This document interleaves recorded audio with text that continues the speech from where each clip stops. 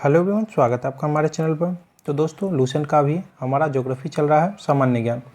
तो जिसमें अभी हमारा नेक्स्ट टॉपिक है भूगोल से, ज्योग्राफी से पृथ्वी और उसका सौरिक संबंध बहुत इंपॉर्टेंट है। तो चलिए बिना समय गवाए स्टार्ट करते हैं। प्रकाश चक्र वैसी काल्पनिक रेखा जो पृथ्वी के प्रकाशित और अप्रकाशित भाग को बांटती है। पृथ्वी की दो गतियां हैं, घूर्णन गति है एक, और परिक्रमण गति या वार्षिक गति कहते हैं। और घूर्णन गति को ही दैनिक गति कहते हैं। पृथ्वी सदैव अपने अक्ष पर पश्चिम से पूर्व की ओर घूमती रहती है, जिसे पृथ्वी का घूर्णन या परिभ्रमण कहते हैं। इसके कारण दिन व रात होते हैं, अतः इस गति को दैनिक गति भी कहते हैं। आगे हमारा परिक्रमण या वार्षिक गति। पृथ्वी अपने अक्ष पर घूमने के साथ साथ सूर्य के चारों ओर एक दीर्घवृत्ताकार मार्ग पर परिक्रमा करती है, जिसे परिक्रमण या वार्षिक गति कहते हैं। पृथ्वी को सूर्य की एक परिक्रमा पूरा करने में 365 दिन 6 घंटे का समय लगता है। बहुत अच्छा पॉइंट है। पृथ्वी को सूर्य की एक परिक्रमा करने में 365 दिन 6 घंटे का समय लगता है। नक्षत्र दिवस एक मध्याह्न रेखा के ऊपर किसी निश्चित नक्षत्र के उत्तरोत्तर 2 बार गुजरने के बीच की अवधि को नक्षत्र दिवस कहते हैं। यह 23 घंटे 56 मिनट की अवधि का होता है। नेक्स्ट चलेंगे सौर दिवस। नेक्स्ट है हमारा सौर दिवस। सौर दिवस जब सूर्य को गतिहीन मानकर पृथ्वी द्वारा उसके परिक्रमण की गणना दिवसों के रूप में की जाती है, तब सौर दिवस कहलाता है। इसकी अवधि पूरे 24 घंटे की होती है। नेक्स्ट है हमारा नोट में। अपने परिक्रमा पथ में पृथ्वी सूर्य के चारों ओर 29.8 किलोमीटर प्रति सेकंड के वेग से चक्कर लगाती है। चलिए अब समझेंगे उपसौर और अपसौर के बारे में, जिससे प्रश्न भारी मात्रा में बनता है। चलिए उपसौर क्या है वो देखते हैं। पृथ्वी सूर्य की परिक्रमा दीर्घवृत्तीय कक्षा में करती है, जिससे एक कोकस पर सूर्य होता है। जब पृथ्वी सूर्य के अत्यधिक पास होती है तो उसे अपसौर कहते हैं, पास वाले को अपसौर। ऐसी स्थिति 3 जनवरी को होती है, यानी 3 जनवरी को पृथ्वी सूर्य के सबसे निकट होती है। ऐसी स्थिति में पृथ्वी और सूर्य के बीच दूरी 14.70 करोड़ किलोमीटर है। वहीं अपसौर, पृथ्वी जब सूर्य से अधिक दूरी पर होती है तो उसे अपसौर कहा जाता है। ऐसी स्थिति 4 जुलाई को होती है। ऐसी स्थिति में पृथ्वी और सूर्य के बीच की दूरी 15.21 करोड़ किलोमीटर होता है। एफसाइड रेखा देखेंगे। उपसौरिक एवं अपसौरिक को मिलाने वाली काल्पनिक रेखा सूर्य के केंद्र से गुजरती है, इसे एफसाइड रेखा कहते हैं। बहुत इंपॉर्टेंट है। अक्षांश विषुवत वृत्त से उत्तर या दक्षिण दिशा में स्थित किसी स्थान की कोणीय दूरी को अक्षांश कहते हैं। यह कोण पृथ्वी के केंद्र पर बनता है। इसे विषुवत वृत्त से दोनों ओर अक्षांशों में मापा जाता है। विषुवत वृत्त 0 अंश के अक्षांश को प्रदर्शित करता है। विषुवत वृत्त की उत्तरी एवं दक्षिणी दिशा में 1 डिग्री के अंतराल से खींचे जाने पर 90-90 अक्षांश वृत्त होते हैं, यानी किसी भी स्थान का अक्षांश 90 डिग्री से अधिक नहीं हो सकता है। विषुवत वृत्त के उत्तरी भाग को उत्तरी गोलार्ध और दक्षिणी भाग को दक्षिणी गोलार्ध करते हैं। आसान सा है यहाँ। चलिए अक्षांश समांतर, इसमें जो है ज़्यादा इम्पोर्टेंट है नहीं, इसमें ज़्यादा इम्पोर्टेंट है ये पूछे जाने वाला कि 2 अक्षांश रेखाओं के मध्य दूरी 111 किलोमीटर होती है। ये पूछता है बस, 2 अक्षांश रेखाओं के मध्य की दूरी 111 किलोमीटर होती है। चलिए आगे बढ़ेंगे। अब नोट में दिया हुआ है कि यदि अक्षांश समांतर को 1 डिग्री के अंतराल पर खींचते हैं तो उत्तरी एवं दक्षिण गोलार्ध में 89 अक्षांश समांतर होंगे, एक अक्षांश के अंतराल पर, माफ कीजिए। इस प्रकार विषुवत वृत्त को लेकर अक्षांश समांतरों की कुल संख्या 179 होगी। भूमध्य रेखा के उत्तर में 23.5 डिग्री अक्षांश को कर्क रेखा और दक्षिण में 23.5 डिग्री अक्षांश को मकर रेखा कहते हैं। मकर रेखा बहुत पूछे जाने वाला प्रश्न है। 8 राज्यों से होकर कर्क रेखा गुजरती है भारत से। भूमध्य रेखा के अंतर्गत में उत्तर में 66.5 डिग्री अक्षांश को आर्कटिक वृत्त और दक्षिण में 66.5 डिग्री अक्षांश को अंटार्कटिक वृत्त कहते हैं। कर्क रेखा निम्न देशों से होकर गुजरती है: ताइवान, चीन, म्यांमार, बांग्लादेश, भारत, ओमान, संयुक्त अरब अमीरात, सऊदी अरब, मिस्र, लीबिया, नाइजर, अल्जीरिया, माली, मार्टिनिया, पश्चिम सहारा और बहामास एवं मेक्सिको। बहुत अच्छा प्रश्न है, बनता है इससे। मकर रेखा किन देशों से होकर गुजरती है? Chile, Argentina, Paraguay, Brazil, Namibia, Botswana, दक्षिण अफ्रीका, मोजाम्बिक, मेडागास्कर, ऑस्ट्रेलिया। फिर से देखते हैं, Chile, Argentina, Paraguay, Brazil, Namibia, Botswana, दक्षिण अफ्रीका, मोजाम्बिक और मेडागास्कर और ऑस्ट्रेलिया। मकर रेखा गुजरती है।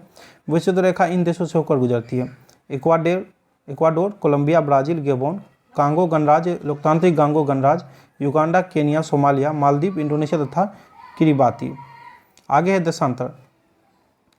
ग्रीनविच रेखा से किसी स्थान की कोणात्मक दूरी को उस स्थान का देशांतर कहते हैं, अथवा उत्तरी तथा दक्षिणी ध्रुव को मिलाने वाली काल्पनिक रेखा को देशांतर रेखा कहते हैं। देशांतर रेखा की लंबाई बराबर होती है। ये रेखाएं समांतर नहीं होती है। ये रेखाएं जो है आपको उत्तरी तथा दक्षिणी ध्रुव पर एक बिंदु पर मिल जाती है। ध्रुवों से विषुवत रेखा की ओर बढ़ने पर देशांतरों के बीच की दूरी घट जाती है और विषुवत रेखा पर इसके बीच की दूरी 111.32 किलोमीटर होती है। देशांतर रेखाओं को एक समान होने के कारण इसकी गणना में कठिनाई थी, इसलिए सभी देशों ने सर्वसम्मति से यह निश्चित किया कि ग्रीनविच वेधशाला से गुजरने वाली देशांतर रेखा की गणना शुरू की जानी चाहिए। अतः इसे हम प्रधान मध्याह्न रेखा कहते हैं। ये देशांतर का मान 0 डिग्री, इससे कम 180 डिग्री पूर्व तथा 180 डिग्री पश्चिम देशांतर की गणना करते हैं। प्रधान मध्याह्न रेखा की बाईं ओर रेखांकित पश्चिमी देशांतर और दाहिनी ओर की रेखाएं पूर्वी देशांतर कहलाती हैं। ये क्रमशः पश्चिमी गोलार्ध एवं पूर्वी गोलार्ध कहलाते हैं। 180 डिग्री पूर्व तथा 180 डिग्री पश्चिम देशांतर एक ही रेखा है। गोलाकार होने के कारण पृथ्वी 24 घंटे में 360 डिग्री घूम जाती है। अतः 1 डिग्री देशांतर की दूरी तय करने में पृथ्वी को 4 मिनट का समय लगता है। पूछ भी देता है 1 डिग्री देशांतर की दूरी तय करने में कितना समय लगता है, तो 4 मिनट का समय लगता है। देशांतर के आधार पर ही किसी स्थान का समय ज्ञात किया जाता है। दो देशांतरों रेखाओं के बीच की दूरी गोरे नाम से जानी जाती है। दो देशांतरों के रेखाओं के बीच की दूरी को क्या नाम से जाना जाता है, गोरे। शून्य अंश अक्षांश एवं शून्य अंश देशांतर अटलांटिक महासागर में काटती है। मानचित्र एवं ग्लोब पर पाई जाने वाली प्रतिच्छेद रेखाओं को भौगोलिक रेखाजाल कहते हैं। संक्रांति, सूर्य के उत्तरायण और दक्षिणायन की सीमा को संक्रांति कहते हैं। कर्क संक्रांति, 21 जून को सूर्य कर्क रेखा पर लंबवत होता है, इसे कर्क संक्रांति कहते हैं।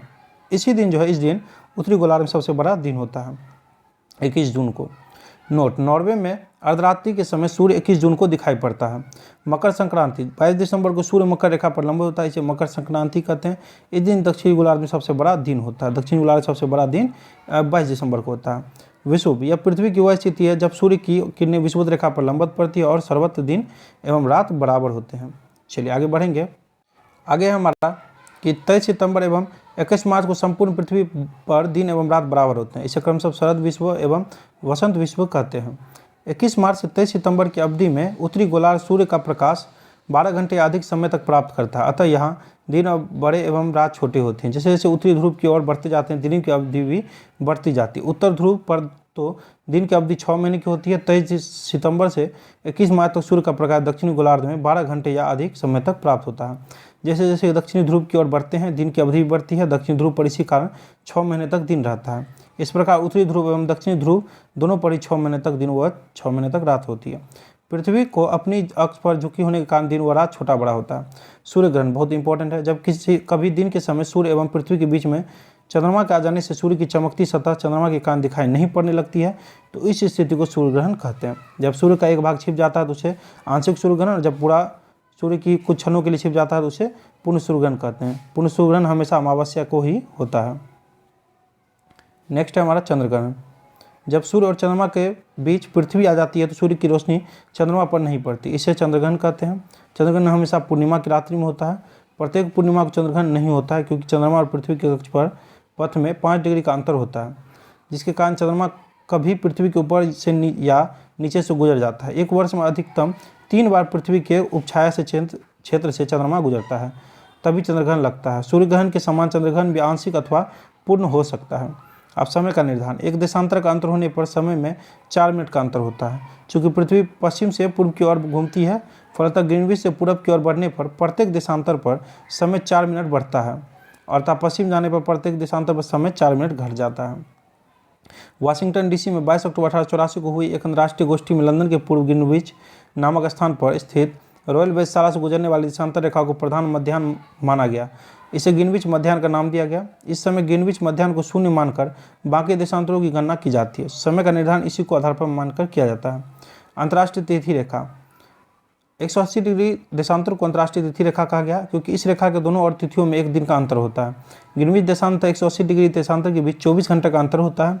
0 डिग्री से 180 डिग्री पूर्व की ओर जाने पर 12 घंटे की अवधि लगती है एवं यह ग्रीनविच समय से 12 घंटे आगे होता है। इसी प्रकार 0 डिग्री से 180 डिग्री पश्चिमी की ओर जाने पर ग्रीनविच समय से 12 घंटे पीछे का समय मिलता है।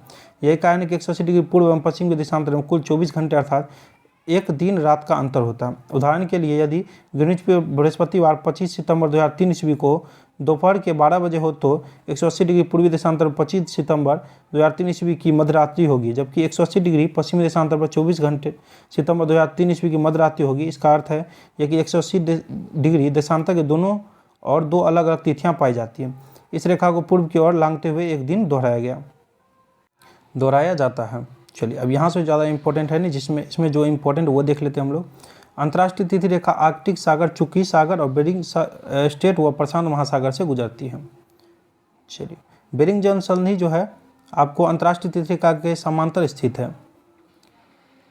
चलिए जो इम्पोर्टेंट नहीं है वो पढ़ के बेकार है, जो ज़्यादा इम्पोर्टेंट है वो देखेंगे हम लोग।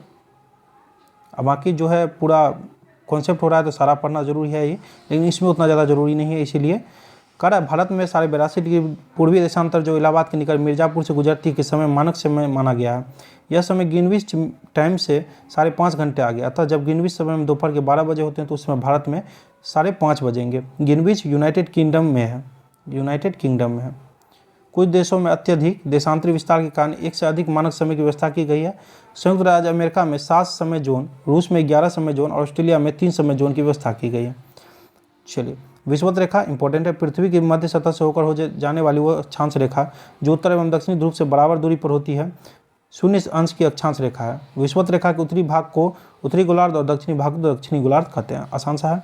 चलिए वीडियो में इतना ही। अच्छा लगे तो दोस्तों के साथ शेयर जरूर कर लीजिएगा। बाकी thank you, wish you all the best.